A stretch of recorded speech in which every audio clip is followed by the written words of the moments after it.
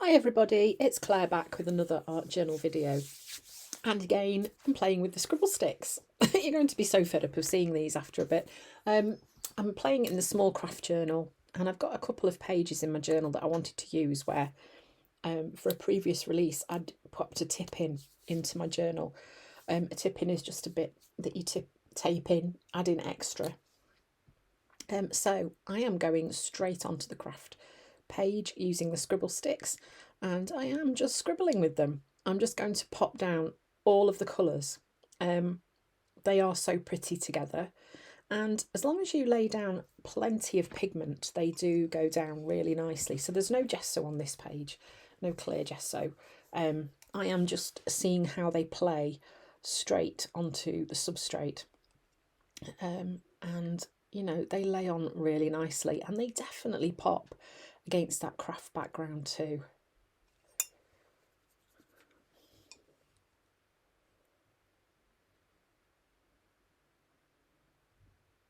So here I'm just making sure that the colours are connected to the top and bottom of the page somewhere, so that they're not just kind of floating around in the middle, and just going in and adding a bit more pigment onto. So then I wondered if adding some matte medium over the top would kind of seal them. So I added some of Dina's ultra thick matte medium just because it was on my desk, and I also wondered if it would kind of activate the pigment and just kind of allow me to move it around a bit, and it did a little bit, and it definitely did seal it in. So when I went in with other mediums on the top of it, it didn't move. So this was quite an interesting experiment actually, just to kind of see whether the matte medium would play like white paint would do, or any colour paint with the scribble sticks, because it kind of activates it and you can create new tints with it. So this was interesting to have a go at, really, just to see what it would do. And you can see that I'm not having to wash my brush in between, because I'm not picking up too much of the pigment really. It's kind of staying put. And once this was dry, it was pretty much sealed in place. So I then decided I would use the transparencies again. I think these are just such a great way to add a focal point to your page, because obviously they don't detract from your background colours. These are the focal set 1, and I'm going to use that lovely tall lady with the very, very long legs. I think she's very striking. I love that image.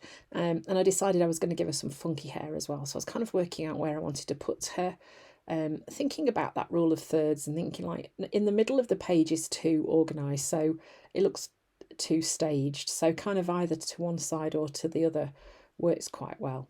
This is the lattice stencil, and that's cheddar that I'm popping through the stencil. So I wanted to see what would happen with the paint over the top of the scribble sticks, and they didn't move at all. Didn't really make funky colours. It just worked really nicely. So that's the dash column stencil with malachite. This is my text stamp that is my go-to these days. You can kind of see I use it on most of my pages.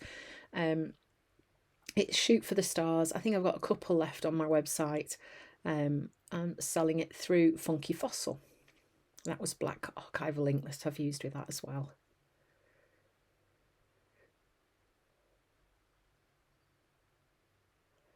And I couldn't pick that up off my mat because it was wet. It kind of stuck itself to the surface. It was very funny. That was frustrating. So then I decided I was going to staple her in place, just because it's nice and easy. Just cutting a bit more off the bottom so that she is a bit more grounded. And then I'm just going to add a couple of staples in. As you know, Dina's ultra thick gel medium is great for sticking in the transparencies if you don't like using staples. And I was just debating whether to go in with another staple or not, and I don't think I did. So then I decided I would give her some black hair. I went with black because that plays well with the rest of the the image on the transparency, and I'm using the black gesso because it dries matte and because it was handy, it was on my desk. So I'm just giving her really long, over-exaggerated hair that's flowing away in the wind. This is one of the ways that I like to do hair, is like this, because it also gives you another space where you can write as well if you want to. You can journal into the hair that you create. So that's apart from it looking quite dramatic, it's a fun way to kind of create some movement on your page as well. And then I've added some stamping around the edge of that. I've gone in with my dotty stamp, and again the text stamp is kind of overlapping. Then I'm going to stamp on some black circles. So I'm using the gesso pot lid, and you can see I'm getting the gesso everywhere, and just adding some circles to the edges of the page as well. Then I'm going in with a scribble stick and just seeing, will it lay over the top of the things that are there already. So that was a dry scribble stick, it wasn't wet. Just drawing on some marks.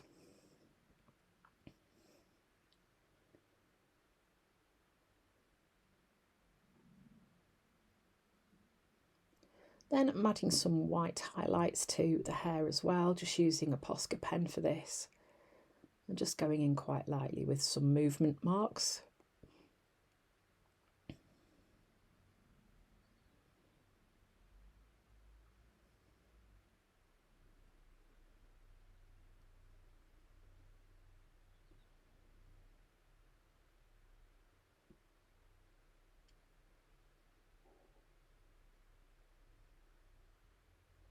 Then I've grabbed the Alpha stamp set, and I'm just going to stamp out the word self.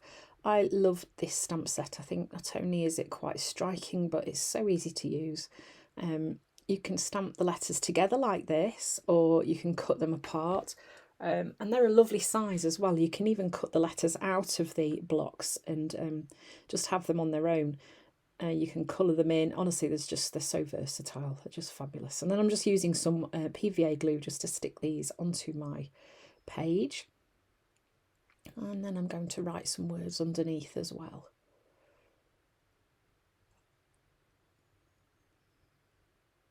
Giving those a good press down.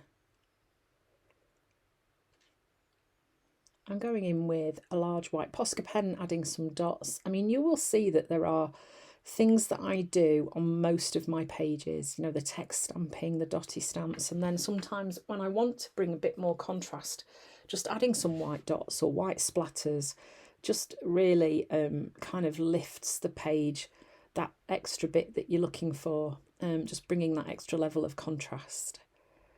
So then I'm just going in with a Posca pen and going over the writing because it wasn't really bold enough.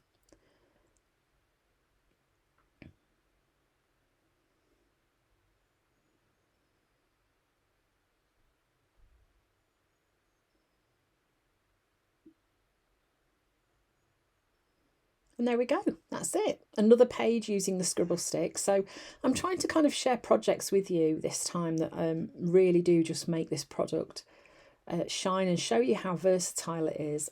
So pages where you can just use a scribble sticks with a few other products and you've created a fabulous art journal page. Thanks for watching, and I hope to see you again soon.